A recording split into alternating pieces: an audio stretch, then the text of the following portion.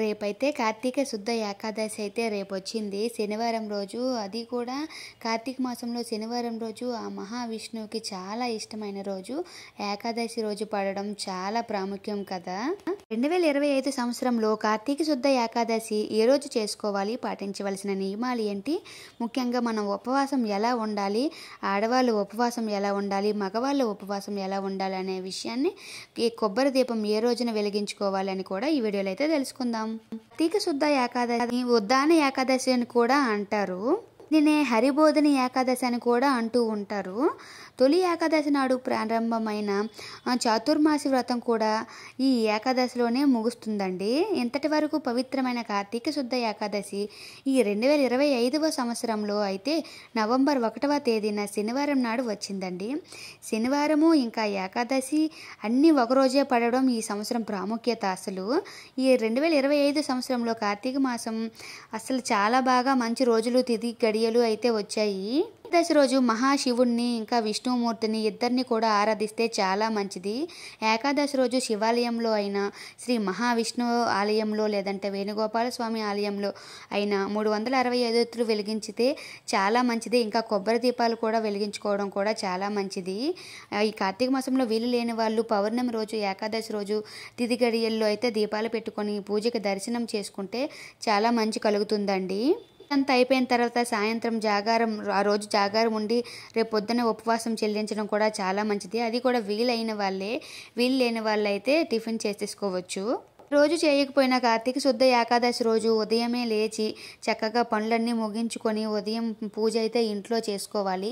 వీలైన వాళ్ళు దర్శనం అయితే చేసుకోండి. చాలా సింపుల్గా మనకు ఉన్న వాటిలో అయితే పూజ అయితే చక్కగా చేసుకోండి. సాయంత్రం ఉదయమే నదీ స్నానాలు చేసుకొని వీలైన వాళ్ళు నదీ స్నానాలు చేసుకుంటే చాలా మంచిది. వీలు కాని వాళ్ళకి తప్పదు, ఇంట్లోనే స్నానం చేసుకొని దీపాలు పెట్టుకోవాలి. సో నదీ స్నానంకి వెళ్ళిన వాళ్ళు అరటి డప్పలు ఉంటాయి కదా, అరటి డప్పలతో దీపాలు వెలిగించి ఇంకా అక్కడ మీరు ఎన్ని ఒత్తులు పెట్టాలనుకుంటే ఆ ఒత్తులతో అయితే నెయ్యి ఒత్తులతో దీపాలు వెలిగించుకోవాలి. నదీ స్నానంకి వీలు కాని వాళ్ళు ఇంట్లోనే ఏదైనా బకెట్లోనైనా టబ్బులోనైనా వాటర్ వేసేసుకొని ఆ అరటి టప్పలతో అయితే దీపాలు వెలిగించుకుంటే ఆ గంగా నదికి వదిలిస్తే చాలా మంచిది. మనం కార్తీక మాసంలో ఒక్కసారి శివయ్యకి కనెక్ట్ అయ్యామంటే అస్సలు వదులుకోలేము. ఆ శివుణ్ణి ఆరాధించడం చాలా మంచిది. మనం కూడా ఎడిక్ట్ అయిపోతాం. అసలు విషయాలను ఫాలో అయితే మనకి ఎవరు చెప్పినా చెప్పకపోయినా మనమే ఆటోమేటిక్గా పూజ అయితే చేసుకుంటాము. నిజంగా చెప్తున్నాను. మన పురాణాలు, మన ఇతిహాసాలు, పెద్దలు, పండితులు ప్రతిదీ కూడా మనం ఫాలో అవ్వడం వల్ల మన శరీరంలో ఉన్న మార్పులు అయితే మనకి వస్తాయి. మన వాతావరణంలో కూడా ఎన్నో మార్పులు వస్తాయి. కాబట్టి అది మనందరికీ మంచి జరుగుతుందని మనం తెలుసుకోవచ్చు. వీలైన వాళ్ళు వీలైనట్లుగా పూజ చేసుకోండి. వీలు కాని వాళ్ళకంటే తప్పదు. కార్తీక శుద్ధ ఏకాదశి పూజ చేసుకునే వాళ్ళు మాత్రం కార్తీక ఏకాదశి అంటే క్షీరాబ్ది ద్వాదశి అంటారు. ఏకాదశి తర్వాత రోజు క్షీరాబ్ది ద్వాదశి వస్తుంది కదా, అది తర్వాత రోజు అయితే నేను వీడియో పోస్ట్ చేస్తాను క్షీరాబ్ది ద్వాదశి గురించి. ఆ తులసమ్మకి శ్రీ మహావిష్ణువుకి ఎలా వివాహం చేస్తామో, ఎలా పూజ చేసుకుంటామని ఆ తర్వాత వీడియోలో అయితే తెలుసుకుందాము. ఇప్పుడు ఏకాదశి రోజు మంచిగా శివయ్యని, విష్ణుమూర్తిని ఆరాధించండి. విష్ణు ఆలయంలో అయితే పూజ అయితే చేసుకోండి. ధ్వజస్తంభం దగ్గర అయితే మనం 365 ఒత్తులు వెలిగిస్తాము. కొబ్బరి దీపాన్ని అయితే మాత్రం కొబ్బరికాయ కొడతాం కదా, అందులోనే నూనె వేసేసుకొని ఒత్తులు వెలిగించుకోవాలి. ఒత్తులు మనం ఎన్ని వీలైతే అన్ని 3 ఒత్తులతో వెలిగించుకోవచ్చు. లేదంటే 30 రోజులకు సరిపడా వెత్తులు 365 ఒత్తులు కూడా వెలిగించుకొని ఆ శ్రీ మహావిష్ణువుకి అయితే మనం సమర్పించుకోవాలి. నేనైతే ప్రసాదాలు కూడా చేసుకున్నాను. ఇంకా ఏకాదశి రోజు దేవుడి కోసం పులిహారు, పరమాన్నము, బూరె, గారి అన్నీ కూడా చేసుకుంటాను.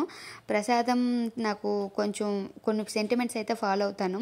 సో అవైతే పౌర్ణమి రోజు, ఏకాదశి రోజు, ద్వాదశి రోజు కొన్ని నాకు వీలైన ప్రసాదాలతో అయితే నేనైతే చేసుకుంటాను పూజ అయితే. నాకైతే చాలా ఇష్టం కార్తీక మాసంలో శివయ్యని ఆరాధించడం. నాకు తెలిసినప్పటి నేను 7th క్లాస్ నుంచి నాకు చాలా ఇష్టం. నాకు పూజలు చేయడం అంటే చాలా ఇష్టం. సో నాకు కూడా అలా ఎడిక్ట్ అయిపోయాను. అప్పటి నుంచి ఇప్పటి వరకు నిజంగా కనెక్ట్ అయిపోతామో ఏమో కానీ పూజ చేసుకునేది ఎవరైనా చెప్తే మాత్రం చెయ్యము. మనకు అనిపించి మనమైతే పూజ చేసుకుంటాము. మనకి మంచి జరగాలన్నా, మనం ప్రశాంతంగా ఉండాలన్నా, మన పని చక్కగా జరగాలన్నా, మనకి ఎక్కువ ఓపిక కావాలన్నా సరే మనం ఇంట్లో ప్రశాంతంగా పూజ చేసుకుంటేనే మన పనులు కూడా తొందరగా అయిపోతాయి. మనం కూడా వేగంగా రెడీ అయిపోతాం. ఇంట్లో పనులు కూడా చాలా ఫాస్ట్గా అయిపోతాయండి. నేనైతే ప్రూవ్ చేస్తాను, నాకైతే అది ప్రూవ్ అయింది. ఇంకా వచ్చేసి పౌర్ణమికి వచ్చే వారమే కదా మనం స్వామి పూజ చేస్తాము. త్రినాథ మేళ కూడా ఎలా చేయాలో వీడియోలో అయితే పోస్ట్ చేస్తాను. ప్రస్తుతానికైతే మాత్రం నేను ఇంకా కార్తీక మాసంలో ఏకాదశి శనివారం రోజు తప్పకుండా అందరూ ఆ విష్ణుమూర్తి ఆలయంలో అయినా శివాలయంలో అయితే దర్శనం అయితే చేసుకోండి. చాలా మంచిది, చాలా చాలా మంచిది. వీలైన వాళ్ళు అయితే మాత్రం రేపు శనివారం చాలా మంచి రోజు పడింది. విష్ణుమూర్తికి ఇష్టమైన రోజు ఆ వెంకటరమణ మూర్తికి. సో తప్పకుండా వెళ్ళండి. Thank you for watching. If you like this video please do subscribe. Thank you very much.